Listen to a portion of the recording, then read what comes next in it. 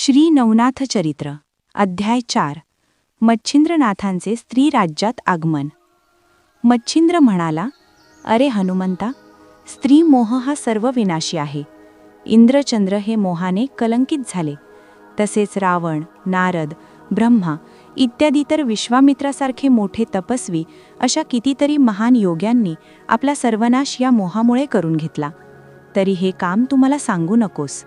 अरे, खुद्द श्रीरामाने ही जगरहाटी असून तू निंदे मानू नकोस असे मला सांगितले आहे। जो उपरिचर वसू त्याचा पुनर्जन्म तुझ्या पोटी होणार आहे हे तू विसरलास का?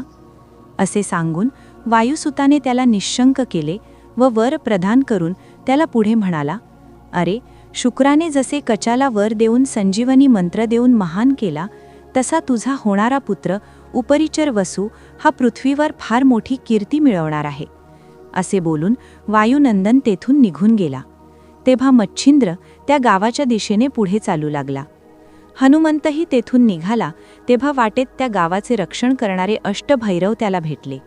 शाखिनी, डंखिनी, व्याघ्र इत्यादी अनेक पशु वाटेत मिळाले। तो भयांकित होऊन जा वनातून जात होता तेथे सूर्याचे किरणही खाली पडत नव्हते। इकडे मच्छिंद्र त्या गावाच्या वेशीजवळ येऊन पोहोचले। तेव्हा ते महाप्रचंड प्रवेशद्वार त्यांना दिसले व तेथे उभे असलेले रक्षक अष्टभैरव दिसले। त्या द्वारपालांनी नाथांना विचारले, अहो योगी महाराजा, आपणाला कोठे जावयाचे आहे? नाथ म्हणाले, अहो, मी हिंगळजा देवीच्या दर्शनाला जाऊ इच्छितो। महाराज, आपण तर संन्यासी आहात ना? आम्ही इथे भगवतीचे सेवक द्वारपाल आहोत। कोणीही कुठलीही कामना धरून दर्शनाला येतो तेव्हा त्याच्या पाप पुण्याची हेतू चौकशी करण्याचे आम्हाला आदेश आहेत, म्हणून चौकशी केल्याशिवाय कोणालाही देवी दर्शनाला आम्ही सोडत नाही। कोणी खोटेच कारण सांगून गावात प्रवेश केला तर आम्ही त्याला अटक करतो। तरी तुम्ही महान योगी आहात हे आम्हाला आपल्या प्रचितीने दाखवावे। तुम्ही प्रामाणिकपणे तुमची कामना सांगितल्याशिवाय तुम्हाला आम्ही जाऊ देणार नाही। अशा प्रकारे नाना प्रश्न ते द्वारपाल नाथांना विचारित होते। त्यांच्या त्या प्रश्नांना उत्तर देताना नाथ म्हणाले, हे बघा, तुम्ही द्वारपाल आहात, मी एक योगी आहे। कर्म सुकर्म, पाप पुण्य मी जाणत नाही। जसे फुलांचा सुगंध त्या फुलांना स्वतःला समजत नाही तर बाहेरील जणांना मात्र तो जाणवतो, तसेच होडीत बसल्यावर काठावरील झाडे पळताना दिसतात, परंतु ती तटस्थच असतात। अशी अनेक उदाहरणे नाथ त्यांना सांगत होते। नाथ पुढे म्हणाले, काम केल्याशिवाय अर्थप्राप्ती होत नाही। अरे, कर्माकर्म केल्याशिवाय जगात काहीच घडत नाही। असे त्यांचे वक्तव्य ऐकून ते रक्षक रागाने म्हणाले, तू स्पष्ट काय ते बोल, नाहीतर येथून माघारी परत जावे। तेव्हा नाथ फार क्रोधायुमान झाले आणि नाथांनी त्यांच्याशी युद्धच सुरू केले। प्रत्येकाने आपापली आयुधे काढून ते रक्षक नाथांना मारण्याचा प्रयत्न करू लागले। त्यांच्याकडे तलवार, गदा, धनुष्य इत्यादी अशी काही हत्यारे होती। तेव्हा मच्छिंद्राने आपल्या झोळीतून भस्म बाहेर काढले, श्री दत्तगुरूचे नाव घेतले व 10 दिशांना मंत्र म्हणून ते भस्म उडविले। ते सूर्यदेवाला म्हणाले, माझ्या या कामाला तुम्ही सिद्ध असावे। पंचमहाभूतांनाही असे आवाहन केले। दैवदेवता, गंधर्व अशी अनेकांची नावे मुखाने घेत ते भस्म उडवित होते। तेच भस्म त्यांनी स्वतःच्या शरीरावर लावले तेव्हा त्यांचे शरीर वज्राहून कठीण बनले। त्यानंतर मच्छिंद्रनाथाने सर्वांना आवाहन देण्यास सांगितले। तेव्हा ते सर्वजण आपापली शस्त्रे त्यांच्या अंगावर सोडू लागले, परंतु ती शस्त्रे नाथांच्या शरीराला इजा न करिता परतून फिरत होती। मच्छिंद्र पर्वतासारखे उभे होते, त्यांची सर्व शस्त्रे निरुपयोगी ठरत होती। तेव्हा अष्टभैरव तेथे आले। त्यांनी वातास्त्र, नागास्त्र, ब्रह्मास्त्र, रुद्रास्त्र अशी अस्त्रे सोडली। तेव्हा निरनिराळे उत्पात पृथ्वीवर होऊ लागले। त्यावेळी मच्छिंद्राने त्या सर्व अस्त्रांचे मंत्रास्त्राने निवारण केले व स्वतः वातास्त्र त्यांच्यावर सोडले तेव्हा ते क्षीण झाले व निचेष्टित होऊन पडले। जेव्हा नाथांनी मोहिनी अस्त्र सोडले त्यावेळी ते अस्त्र गावातील सर्व स्त्रियांच्या अंगात संचारले।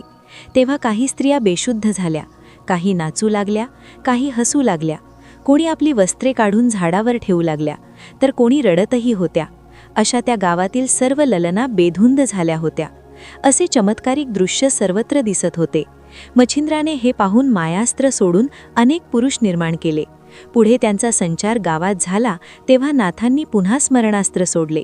तेव्हा सर्व जागृतावस्थेत आल्या आणि स्वतःचा देह पाहून त्यांनाच लाज वाटू लागली। कारण सभोवती पुरुष संचार पाहून त्या फारच लज्जित झाल्या. त्या तशाच धावत त्या देवीच्या स्थानापर्यंत गेल्या. तेव्हा देवीजवळचे ही वस्त्र खाली पडलेले त्यांना दिसले.